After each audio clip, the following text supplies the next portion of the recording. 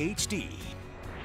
The Lancaster Barnstormers are celebrating. They clinched the title of the Atlantic League Championship. We have reaction from the team moments after its big win. And what the superintendent of the Harrisburg School District is saying about a reported assault of a female student. Good morning to you. I'm Katelyn Smith. Those stories are coming up, but first we're going to check in with meteorologist Ethan Houston.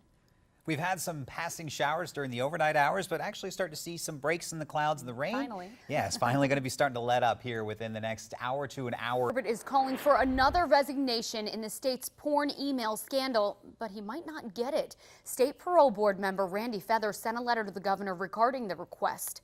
It says there needs to be an independent forensic review of the emails before he would consider stepping down. Feathers claims Attorney General Katelyn Smith is releasing the emails for political reasons and says Smith previously attacked his integrity during her review of the Jerry Sandusky case. The fact that it happened is an extreme disappointment to me. Feathers continues to refuse to resign. The state Senate could remove him with a 2/3 vote. The superintendent of the Harrisburg School District is speaking out about a reported assault of a 14-year-old female student. Police say it happened yesterday morning on the 2300 block of Market Street, just blocks from John Harris High School. They say a man stopped the girl on her way to school, threatened her, and forced her in the back of a nearby home.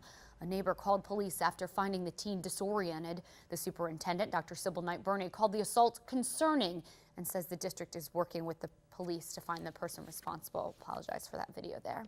New this morning in Lancaster County, New Holland police say one man is hurt after a train hit a tractor trailer. It happened just before 1:30 this morning on the 200 block of Brimmer Avenue. Police say Wayne Nocton of Waynesboro, Franklin County, was driving the tractor trailer over the tracks when the train hit it and pushed it onto its side. Police say Nocton was treated at Lancaster General Hospital. One person was also hurt after a tractor trailer overturned in Franklin County. Police say it happened on Interstate 81 near Wayne Avenue around 12:30 this morning. You can see crews responding to the flipped over tractor trailer. They say they had to rescue the driver who was trapped. The driver was also taken to the hospital. The Lancaster Barnstormers are waking up champions this morning. The team won the Atlantic League Championship after a long game and a big comeback against Sugar Land. News 8's Barbara Barr was there for the dramatic finish and the celebration from Clipper Magazine Stadium. That's what some are saying to the company looking to put a natural gas pipeline through parts of Lancaster and Lebanon counties. Williams Partners made easement offers to landowners who would be affected by the pipeline, including Ed Saxton. He plans to hold a meeting at his home in Mardick Township, Lancaster County at noon today. He's expected to announce a rally planned for October 25th. More Susquehanna Valley headlines. Investigators continue to look into what caused a fire that killed an elderly woman and sent her husband to the hospital. Investigators say Charles and Anna Weidman's home in West Cocalico Township caught fire Thursday night. When crews got there, they say Charles, who is 90, was outside trying to fight the flames. His wife Anna was 87. Her body was found just 12 feet from the front door. Harrisburg's former treasurer John Campbell is speaking out about the charges against him. Campbell is accused of stealing nearly $3,000 from an LGBT political action group and another $8,000 from the historic Harrisburg Association. In a statement, he apologizes for his actions and says he's confessed to police. Campbell, here you see him, resigned in August. Investigators in Adams County say they've made the largest meth bust in the county's history. The district attorney says 200 grams of meth, there you see it, were seized in New Oxford yesterday morning. Also confiscated a handgun and 2 stun guns. The street value of the drugs is more than $250,000. Police say they arrested a man from Texas for allegedly running the drug operation out of the Cross Keys Motor Lodge. Today marks day 22 in the hunt for Eric Frein. Police say he shot and killed a state trooper in Pike County and injured another.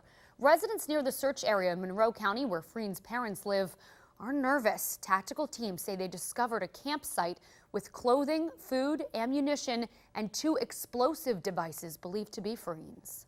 It is kind of, unnerving that they haven't caught him yet. And where we live, we are back in the woods. It is kind of nerve-wracking, especially when we take our dog out at night.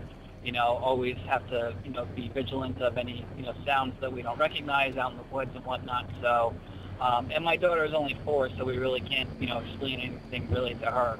Police say Eric Frein shot and killed State Police Trooper Brian Dixon and severely injured Trooper Alex Douglas on September 12th. The terrorist group ISIS has released another video, this time appearing to show the beheading of British aid worker Alan Henning. This is the 4th execution of Western hostages by ISIS in Syria in just the last several months. Henning was kidnapped by the group when he was driving an ambulance to Syria. In this most recent video, ISIS also threatened to kill another American hostage. The search for the missing Malaysia Airlines Flight 370 is set to resume tomorrow. Crews will search the Indian Ocean with new equipment this time. The Boeing 777 disappeared March 8th. It was carrying 298 people. The search was put on hold for 4 months so crews could map out the seabed west of Australia. More international news now. Italy says more than 2,000 migrants were rescued by the Navy and Coast Guard recently. Just more than a year ago, 368 people seeking asylum there drowned when their smuggler's boat capsized off of the southern Italian coast. Well, the United Nations Refugee Agency said nearly 165,000 people have attempted to cross into Italy so far this year. At least 3,000 of those people died. Still to come on News 8 today, how a Susquehanna Valley soldier is being permanently remembered more than a decade after he was killed in Iraq. The superintendent of the Harrisburg School District is speaking out about a reported assault of a 14-year-old female student. Police say it happened yesterday morning on the 2300 block of Market Street, just blocks from John Harris High School.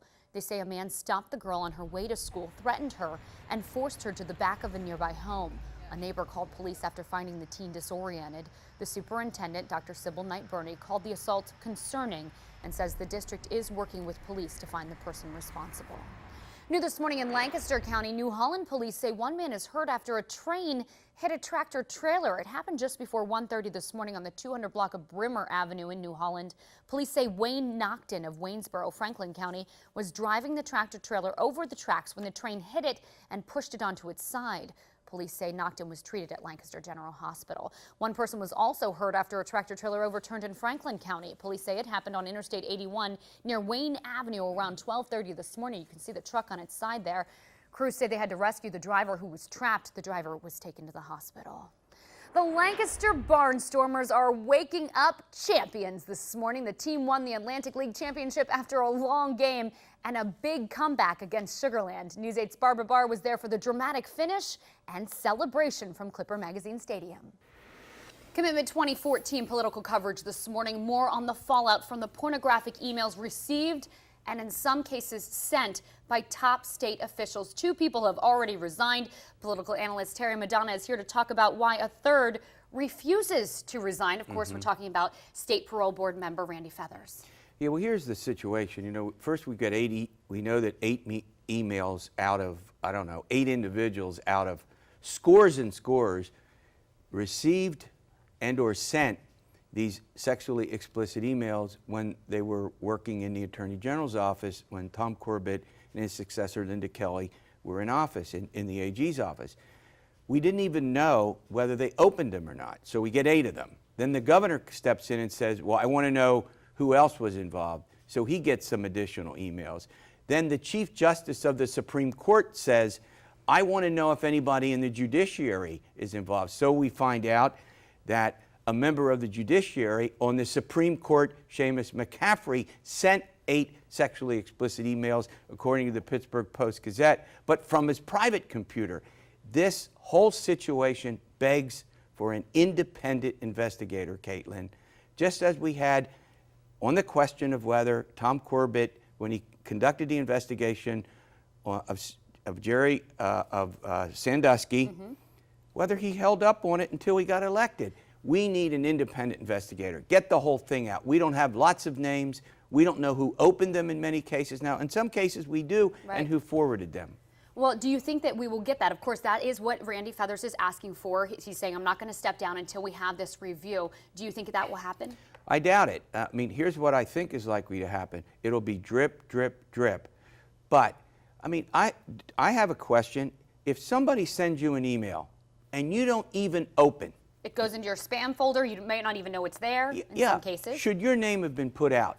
Right. I mean, there's not been a lot of thought given, or maybe a lot of thought. You know, there's a charge that's being made by some that this is being done by the Attorney General for political purposes. Right. Is that her office says exactly the opposite, as you would expect. But the problem is we just don't know Let's get an independent investigator in there. Let them look at the whole thing. Let's find out. Nothing is against the law, but it's clear it violates a Attorney General policy in the office. And by the way, we don't want people obviously doing this. I mean, no one can defend this practice. Not on public work computers, that's correct. taxpayer funded. That's correct. And in the case of Seamus McCaffrey, the Supreme Court Justice, he sent him on his private email to somebody in the Attorney General's office. So his job is safe? Well, who knows? We'll see what the Chief Justice does. All right. Nobody knows whose job is safe or not safe at this point. We have not seen the end of this. No. Tara Madonna, thank you for joining us. We'll be right back.